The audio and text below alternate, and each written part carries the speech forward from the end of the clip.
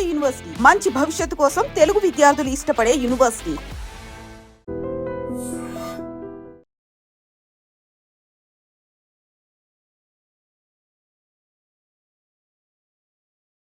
కాళేశ్వరానికి సంబంధించిన విచారణలో భాగంగా కేసీఆర్ కూడా హాజరు కాబోతున్నారు. 2 big కేసెస్ అండ్ 2 big. ఇప్పుడు ప్రభాకర్ రావు గారి మీద చెప్పాలా, కేసీఆర్ గారి మీద చెప్పాలా, అది మీరు చెప్పండి. మీకు ప్రేమ డెఫినెట్లీ కేసీఆర్ గారి మీదనే ఉంటది కావచ్చు నాకు తెలిసి. అందుకని కేసీఆర్ గారు ఒక 9 సంవత్సరాలుగా ముఖ్యమంత్రిగా ఉన్నారు. మా రాష్ట్రానికి మంచి చేసిందా చెడు చేసిందా ముఖ్యమంత్రి అయితే ఉన్నారు కదా, ఆ ప్రకారం అయితే మాకు రెస్పెక్ట్ అనేది ఉంటుంది. ఇప్పుడు రెస్పెక్ట్ ఉంటుంది కదా, రెస్పెక్ట్ అందరికి రెస్పెక్టే ఉంటుంది. ప్రేమ అంటే మా పిల్లలకి, భార్యకి, సిస్టర్స్కి, బ్రదర్స్కి ఉంటుంది, వాళ్ళకి రెస్పెక్ట్. ఇప్పుడు ప్రభాకర్ రావు గారు 14 months తర్వాత ఆయన వచ్చింది. ఇప్పుడు దాదాపు 14 months అయింది. మీరు తప్పు చేయలేకుంటే ఎందుకు ఇంత లేట్ చేసినారు? రెండో విషయంకి వస్తే సిటిజన్షిప్ కూడా అడగడం జరిగింది ప్రభాకర్ రావు గారు. నాకు ఇక్కడే సిటిజన్షిప్ ఇచ్చేయండి, మేము ఇక్కడే ఉండిపోతా. ప్రజలు పవర్ ఇచ్చినారు, ప్రజలు అధికారం ఇచ్చినారంటే వాళ్ళ సేఫ్టీ సెక్యూరిటీ గురించి ఇచ్చినారు, వాళ్ళ సంక్షేమం గురించి ఇచ్చినారు. సేఫ్టీ గురించి, నేషనల్ సెక్యూరిటీ గురించి ఫోన్ ట్యాపింగ్ చేస్తే ఎస్ చేయొచ్చు. కానీ అదే ఫోన్ ట్యాపింగ్లో మీరు హీరోయిన్స్ తోటి ఎవరికి అఫేర్ ఉంది వాళ్ళ ఇంటర్నల్స్ ఫోన్ ట్యాపింగ్లు చేస్తూ వాళ్ళకు బ్లాక్మెయిల్ చేసి వాళ్ళతోటి పైసలు తీసుకోవడం కానీ, బ్లాక్మెయిల్ చేయడం కానీ, వేరే విధంగా వాళ్ళకి దగ్గర తీసుకోవడం కానీ, ఇది చాలా జరిగింది. This is very bad. అది మిస్యూజ్. ఒక అధికారిగా ఉన్న తర్వాత, నేను ఒక అధికారిని చెప్పలేను, పోలీస్ డిపార్ట్మెంట్ చెప్తలేను. పోలీస్ డిపార్ట్మెంట్లో ఎవరేం చెప్తే కూడా మీరు చేసేస్తారా?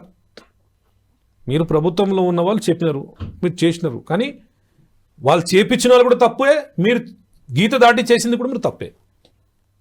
మీరు కానీ సెక్యూరిటీ రీజన్లో నేషనల్ సెక్యూరిటీ కానీ, మన రాష్ట్ర సెక్యూరిటీ కానీ అలాంటి దాంట్లో ఫోన్ ట్యాపింగ్ చేయడం తప్పు లేదు.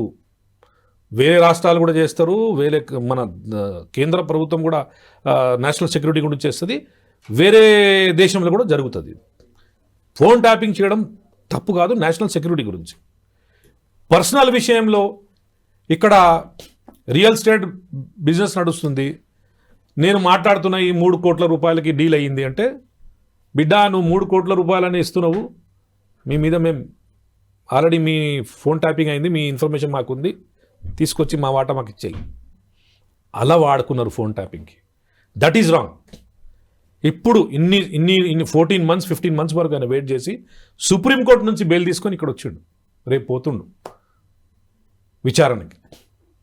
విచారణ చూసేది అధికారులు ఉన్నారు, చట్టం ఉంది, ఏముంటే ఏ ప్రకారం ముందుకెళ్తుంది అప్పుడు ముందుకెళ్తారు. అది ప్రభాకర్ ఆయనకు అడిగిన క్వశ్చన్లకు ఆయన చెప్పిండట కదా సార్, మీరు లిఖితపూర్వకంగా ఏమన్నా ఉందా, నేను ఇట్లా ఆదేశాలు ఇచ్చిండ్రు, నేను చేసినా అని ఎక్కడైనా ఉందా, నేను ఇట్లా చేయమని చెప్పినా ఎవరికైనా, అసలు అట్లెట్లా అడుగుతున్నారు, మీ దగ్గర ఉన్నటువంటి ఆధారాలు ఏవి అని ప్రభాకర్ రావు అడిగినట్టుగా. ఏమని నిన్న ఇప్పుడు మీరు ఇన్ని ఫోన్ ట్యాపింగ్ చేశారు, వీళ్ళ చేశారు, ఎవిడెన్స్ ఉందండి. ఫోన్ ట్యాపింగ్ లో ఎవిడెన్సెస్ ఉన్నాయి, లిఖితపూర్వకంగా చూపెట్టండి. లిఖితపూర్వకం కాదు, మీరు రికార్డ్ చేసిన ఎవిడెన్సెస్ ఉన్నాయి. రియల్ ఎస్టేట్ వాళ్ళతోటి మీరు బ్లాక్మెయిల్ చేసింది, ఫిలిం ఇండస్ట్రీ హీరోయిన్స్ తోటి బ్లాక్మెయిల్ చేసింది, హీరోలతోటి బ్లాక్మెయిల్ చేసింది, వ్యాపారులతోటి బ్లాక్మెయిల్ చేసింది, ఎన్నో ఉన్నాయి ఎవిడెన్సెస్. రాతపూర్వకంగా కాదు, ఫోన్ ట్యాపింగ్ లో ఉన్న రికార్డు ప్రభుత్వం దగ్గర ఉంది, అధికారుల దగ్గర ఉంది. నేనే చేపించినా అని మీరు చెప్పితే మీకు ఎందుకు భయం? ఎందుకు రోజులు రాలేదు మీరు? ఎన్ని రోజులు 14 months ఎందుకు డిలే చేసినారు? మీరు అక్కడ ట్రీట్మెంట్కి పోతే ఓకే, కొన్ని రోజులు ట్రీట్మెంట్ అయిపోతుంది, దాని తర్వాత అక్కడే సిటిజన్షిప్ అడగడం ఏంది? ఎందుకు భయం మీకు? మీరు తప్పు చేయకుంటే రానికి మీరు ఎందుకు భయపడుతున్నారు? పోయి విచారణ రేపు ఉంది కదా, చెప్పండి రాతపూర్వకంగా ఎక్కడుందండి, ఏం చేసినా, నేను తప్పు చేస్తే నాకు ఎవిడెన్స్ తీసుకురమ్మని చెప్పడం వాళ్ళు చూపిస్తారు. దానికి తీసుకొని కాంగ్రెస్ పార్టీ మీద బురద చల్లడము, బట్ట కాల్సి మా మీద వేయడము, ఇవన్నీ వేస్ట్. మీరు తప్పు చేయకుంటే మీరు భయపడేది ఎందుకు అవసరం? భయపడకండి, మీరు పోయి చెప్పండి, ఫేస్ చేయండి. You are IPS officer, go and face. కాదు సార్, మొత్తం ఆయన కింద ఒకే సామాజిక వర్గానికి సంబంధించిన వాళ్ళని పెట్టుకొని ఫోన్ ట్యాపింగ్ చేసిండ్రు అనేది కూడా అదొక ఆరోపణ కదా సార్? గతంలో జరిగిందే అది. గతంలో పర్టికులర్ కమ్యూనిటీ వాళ్ళు వాళ్ళ ఆఫీసర్లను పెట్టుకొని గతంలో జరిగిందే అది. వాళ్ళందరూ అప్రూవర్గా మారిండ్రా సార్? ఏమండి వాళ్ళందరూ కూడా అప్రూవర్గా మారి ఈయన పేరు చెప్పిండ్రా? ఈయన కూడా అప్రూవర్గా మారితే ఇప్పుడు మా దగ్గరే కాదు, ప్రభుత్వం ఇప్పుడు మన చట్టం ప్రకారం ఆఫీసర్స్ దగ్గర ఆ రికార్డు ఉంది. దాని గురించే కదా ఈ క్వశ్చన్లు బయటకు వస్తున్నాయి, నోటీసులు బయటకు వస్తున్నాయి. ఏం రికార్డు ఉందనేది వాళ్ళ దగ్గర ఉంది. రేపు పోయి మీరు విచారణకు పోతే ఆ రికార్డులు వాళ్ళు బయట పెడతారు. అప్పుడు మీరు దానికి జవాబు ఇవ్వండి. లేదు మీరు ఏం చేయలేదంటే బాయిజత్ బరి అవుతారు. మీరు ఎందుకు భయపడుతున్నారు? భయపడే అవసరం కూడా లేదు మీకు. మీరు అన్ని రోజులు అంత దూరం ఉండి మీరు సుప్రీంకోర్టు నుంచి బెయిల్ తీసుకున్న తర్వాత మీరు హైదరాబాద్లో దిగినారు. రేపు విచారణ పోండి, ఇప్పుడు తెలుస్తుంది. మీరు ఏం చేయాలంటున్నారు కదా. నేను రాతపూర్వకంగా అక్కడ ఉందా అంటే ఉండొచ్చు, ఉండకపోవచ్చు. ఉండలేకుంటే మీరు బాయిజత్ బరి అవుతారు, ఉంటే డెఫినెట్లీ మీరు శిక్షిస్తారు. ఇప్పుడు ప్రభాకర్ రావు గారిని ఒకవేళ సరే పెద్ద ఆఫీసర్ అండి, ఆయన కంట్రోల్లోనే అన్ని జరిగింది. దాని కింద ఆఫీసర్ ఆల్రెడీ జైల్లో ఉన్నారు. కింద ఆఫీసర్లు కూడా వాళ్ళు ఎవరెవరు దానికి సంబంధించిన వాళ్ళు అవన్నీ జరిగిన దానికి చట్టం ఉంది, చట్టం చూసుకుంటుండి. దాన్ని కూడా కాంగ్రెస్ పార్టీ తీసుకుపోయి జైల్లో వేయాలనుకున్నది. కాంగ్రెస్ పార్టీ జైల్లో పంపించడానికి మా వెంట పనిచేస్తుంది. మనకు వేరే పని పాట లేదా? మేము మా ఉన్న కమిట్మెంట్సే డెలివరీ చేసుకొని మేము తిరుగుతున్నాము. మేము గత 9 సంవత్సరాలలో మీరు చేయలేని పనులు 18 నెలల్లో చేసినాం. మా దగ్గర చెప్పుకోనికి నోరులేదు. మేము ఇంకా సోషల్ మీడియాలో ఇంత వీక్ అయిపోతున్నాం. ఇంకా మేము పెంచుకోవాలి, ప్రచారం చేసుకోవాలి, పైసలు పెట్టాలి ప్రచారం మీద. ప్రజల వరకు అంత లేదు. మీరేం చేస్తున్నారంటే మీరు 90% మేము డెలివర్ చేసిన తర్వాత 10% తీసి మీరు రేజ్ చేస్తున్నారు క్వశ్చన్. అంటే ఆపోజిషన్ అంటే పీపుల్స్ వాయిస్ అంటారు.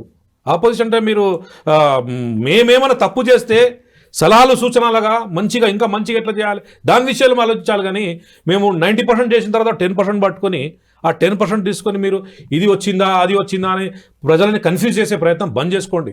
5 సంవత్సరాలుగా తెలంగాణ రాష్ట్ర ప్రజలు కాంగ్రెస్ పార్టీకి అవకాశం ఇచ్చినారు.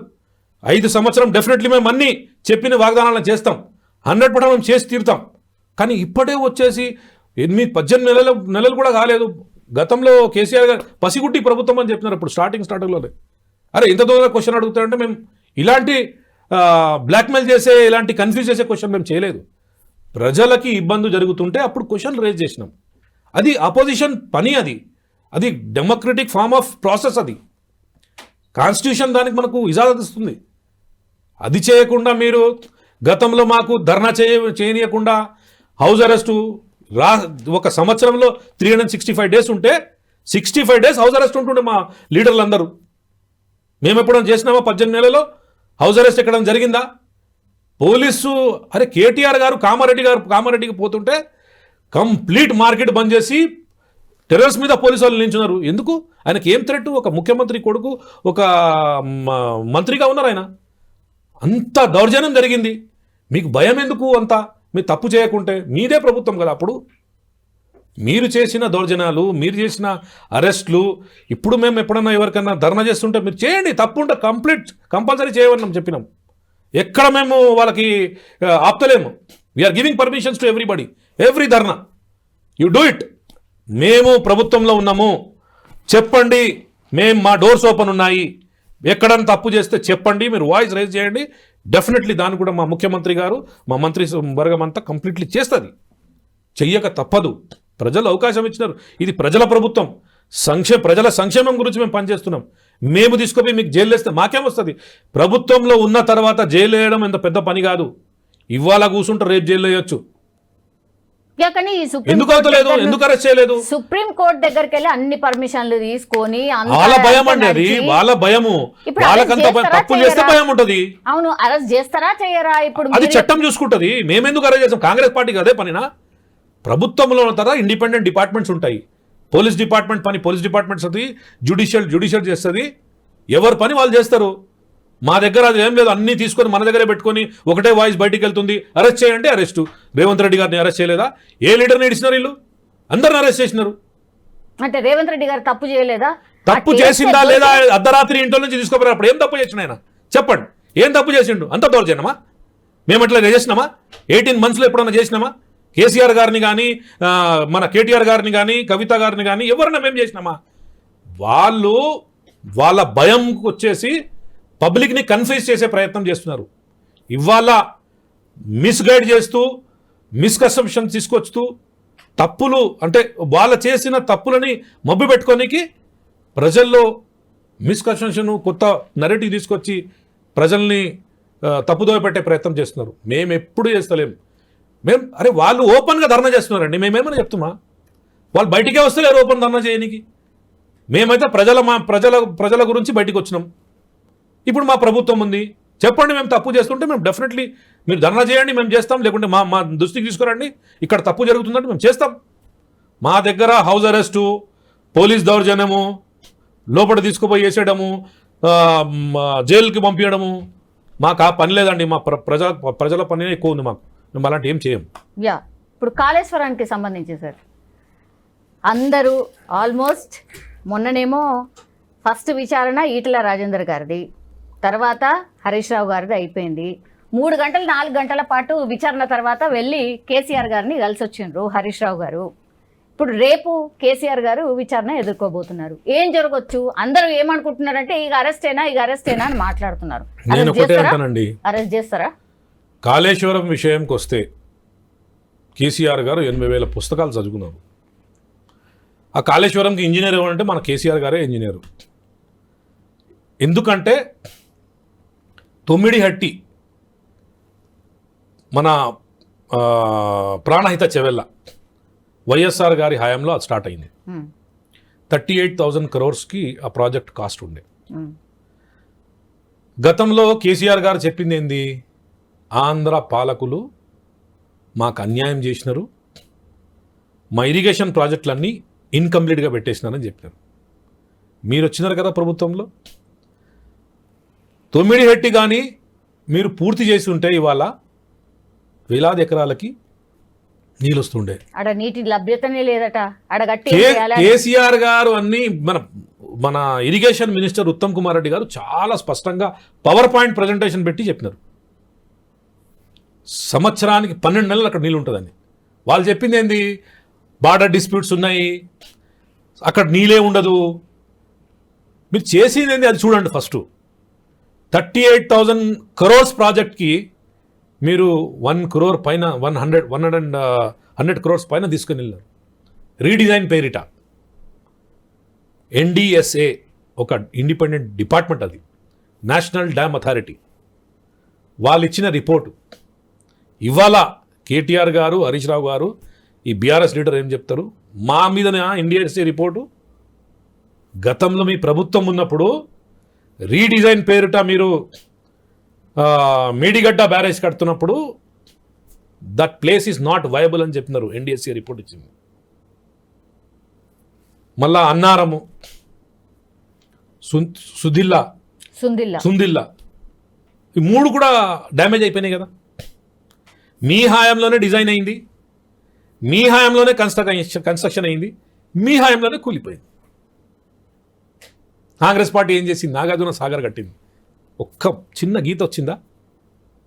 మీరు అతిపెద్ద కాళేశ్వరం ప్రాజెక్ట్ అంటారు కదా, 3 ఇయర్స్లోనే తిరిగి బయటికి వచ్చింది. అది ఇంత పెద్ద డ్యామేజ్ అయింది. ఇప్పుడు అంటారు మీరు మీకు చిత్తశుద్ధి ఉంటే చిన్న ప్యాచ్లు అది మరమ్మతు చేసేసి నీళ్ళు ఇడిసవచ్చు కదా అంటున్నారు. ఎట్లా చేస్తామండి? NDSA క్లియర్ రిపోర్ట్ ఇచ్చింది. మీరు దాంట్లో నీళ్ళు ఫిలప్ చేస్తే కూలిపోతుంది. అది కూలిపోతే పక్క ఉన్న విలేజ్లన్నీ, భద్రాచలం టౌన్ కూడా మునిగిపోతుందని NDSA రిపోర్ట్ ఇచ్చింది. అది ఉన్న తర్వాత మేము ఎందుకు చేస్తాం? మీరు చేస్తారు. ఎందుకంటే కమిషన్ల పట్ల మీరు రీడిజైన్ పేరిట కాస్ట్ పెంచుకున్నారు.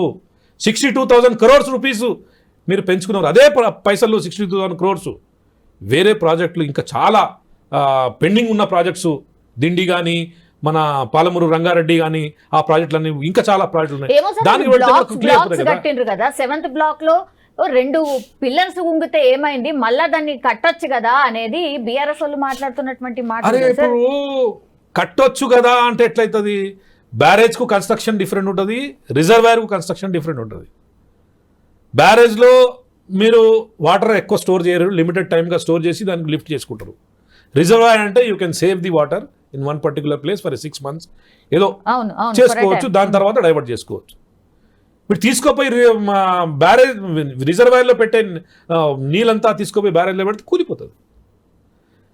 కన్స్ట్రక్షన్ చేసినారు, బిల్డింగ్కి 100 పిల్లర్లు ఉన్నాయి, ఒక పిల్లరే కూలిపోయింది కదా అంటే ఆ ఒక పిల్లర్ తోటి బిల్డింగ్ పడిపోతుంది. వీళ్ళు చేసిన తప్పుని కప్పిపుచ్చుకోనికి కొత్త కొత్త ఫాల్స్ పవర్ పాయింట్ ప్రజెంటేషన్ పెడుతున్నారు.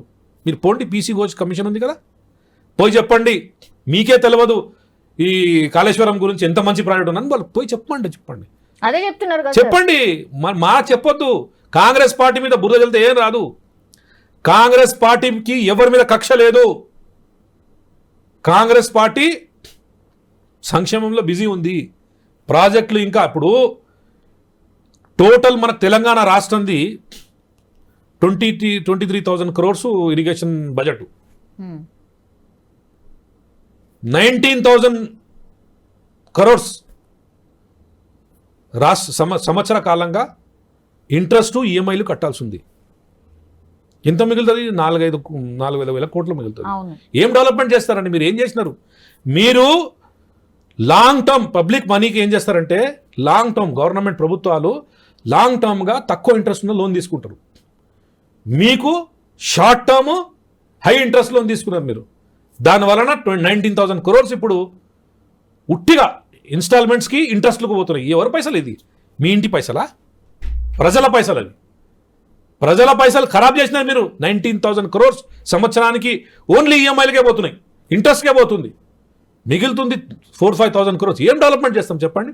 మీరు అన్ని చేసిన పొక్కలు, చేసిన అన్ని పనులు, మీరు చేసిన ప్రాజెక్ట్ కూడా పని లేకపోయింది. 1 ఎకరానికి కూడా నీళ్ళు రాకపోతుంది. మళ్ళీ మీరు పబ్లిక్ని ఇంకా ప్రజలని కన్ఫ్యూజ్ చేసే ప్రయత్నం చేస్తున్నారు. మీరు దమ్ము ధైర్యం ఉంటే పీసీ ఘోష్ కమిషన్ ఉంది, వెళ్ళి చెప్పండి. మీకేం తెలియదు కాళేశ్వరం గురించి, ఇది వన్ ఆఫ్ ది బిగ్గెస్ట్ మంచి ప్రాజెక్ట్ అని పోయి ఆయనకు చెప్పండి అని చెప్తాడు, జవాబిస్తాడు. అప్పుడు పబ్లిక్ని కన్ఫ్యూజ్ చేస్తే ఏమొస్తుంది? ఓన్లీ ప్రభుత్వానికి బురద జల్లే ప్రయత్నం ఇది.